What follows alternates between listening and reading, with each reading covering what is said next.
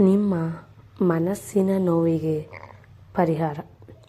ಗೆಲ್ಲುವುದು ಸಂತೋಷ, ಹೆಮ್ಮೆ. ಸೋಲುವುದು ದುಃಖ, ಹೀನಾಯ. ನಾವು ಪ್ರತಿಯೊಬ್ಬರೂ ಗೆಲ್ಲಲು ಇಷ್ಟಪಡುತ್ತೇವೆ. ಪರೀಕ್ಷೆಯಲ್ಲಿ, ಸ್ಪರ್ಧೆಯಲ್ಲಿ, ವ್ಯಾಪಾರ ವ್ಯವಹಾರದಲ್ಲಿ, ಗುರಿ ಸಾಧನೆಯಲ್ಲಿ ಗೆಲ್ಲಲು ತವಕಿಸುತ್ತೇವೆ. ಹಾಗೆಯೇ ಚುನಾವಣೆಯಲ್ಲಿ, ಯಾವುದೇ ಕ್ರೀಡೆಯಲ್ಲಿ, ಯುದ್ಧದಲ್ಲಿ, ಜನರ ಅಭಿಮಾನವನ್ನು ಸಂಪಾದಿಸುವಲ್ಲಿ, ಹೊಸ ಆವಿಷ್ಕಾರ ಮಾಡುವುದರಲ್ಲಿ ಗೆಲ್ಲಲು ರಾಜಕಾರಣಿಗಳು, ಕ್ರೀಡಾಪಟುಗಳು, ಸೈನಿಕರು, ಕಲಾವಿದರು, ವಿಜ್ಞಾನಿಗಳು ಪ್ರಯತ್ನ ಮಾಡುತ್ತಿರುತ್ತಾರೆ. ವ್ಯಕ್ತಿಯ ಶಕ್ತಿ, ಸಾಮರ್ಥ್ಯ, ಪ್ರಾಮಾಣಿಕ ಶ್ರದ್ಧೆ, ಶ್ರಮ, ಸತತ ಅಭ್ಯಾಸ, ಪೂರಕ ವಾತಾವರಣ, ಸಂಪನ್ಮೂಲ, ಅನುಕೂಲತೆಗಳು, ಇತರರ ಪ್ರೋತ್ಸಾಹ ಮತ್ತು ಮಾರ್ಗದರ್ಶನಗಳು ಗೆಲುವಿನಲ್ಲಿ ಮಹತ್ವದ ಪಾತ್ರ ವಹಿಸುತ್ತವೆ.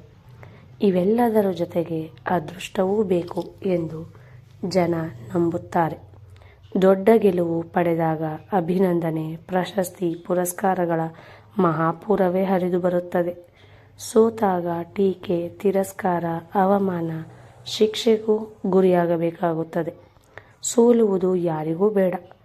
ಅದು ತರುವ ನೋವು ಅಪಾರ. ಆದರೇನು, ಜೀವನದಲ್ಲಿ ಸೋಲು ಗೆಲುವು ಎರಡೂ ಇದ್ದದ್ದೇ. ಕೆಲ ಸಲ ಸೋಲು ಅನಿವಾರ್ಯ. ಅದಕ್ಕೆ ನಮ್ಮ ಪರಿಶ್ರಮ, ಛಲ, ಶಕ್ತಿ, ಸಾಮರ್ಥ್ಯ, ಪ್ಲ್ಯಾನಿಂಗ್, ಅಭ್ಯಾಸ ಸಾಲದಿರಬಹುದು. ಬೇರೆ ಸ್ಪರ್ಧಿಗಳ ಶಕ್ತಿ, ಸಾಮರ್ಥ್ಯ ಹೆಚ್ಚಿರಬಹುದು. ಅವರಿಗೆ ಬೆಂಬಲ, ಪ್ರೋತ್ಸಾಹ ಹೆಚ್ಚಿರಬಹುದು. ಕೆಲವರ ಕುತಂತ್ರಗಳು ನಮ್ಮ ಸೋಲಿಗೆ ಕಾರಣವಾಗಬಹುದು.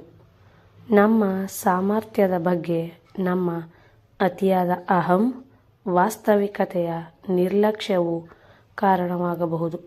ಸೋತಾಗ ನಾವು ಎದೆಗುಂದದೆ ಇದೆಲ್ಲವನ್ನು ವಿಶ್ಲೇಷಿಸಬೇಕು.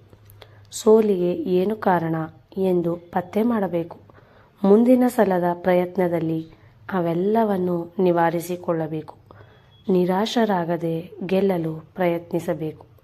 ಸೋಲೆಂಬುದು ಅಪರಾಧವೂ ಅಲ್ಲ, ಅಪಮಾನವೂ ಅಲ್ಲ. ಮತ್ತೆ ಗೆಲ್ಲಲು ಅದು ನಮ್ಮ ಮೆಟ್ಟಿಲಾಗಬೇಕು.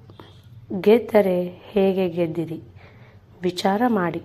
ಇದು ಮತ್ತೊಂದು ಗೆಲುವಿಗೆ ದಾರಿ. ಸೋತರೆ ಏಕೆ ಸೋತೆ ವಿಚಾರ ಮಾಡಿ. ಮತ್ತೆ ಸೋಲದಿರಲು ಇದು ಹೆದ್ದಾರಿ. ಎಲ್ಲರೂ ಬಯಸುವುದು ಗೆಲುವನ್ನು. ಗೆಲ್ಲಲಿಲ್ಲ, ಒಪ್ಪಿಕೊಳ್ಳಿ ಸೋಲನ್ನು. ಸೋಲಿನಿಂದ ಕಲಿಯಿರಿ ಪಾಠವನ್ನು. ಗೆಲ್ಲಲು ಮಾಡಿ ಮರು ಪ್ರಯತ್ನವನ್ನು. ಗೆಲ್ಲುವ ಕನಸುಗಳು ಬೇಕು, ಕಲ್ಪನೆಗಳೂ ಬೇಕು. ವಾಸ್ತವಿಕತೆಯ ಅರಿವು, ಲೆಕ್ಕಾಚಾರ, ತಂತ್ರಗಳೂ ಬೇಕು.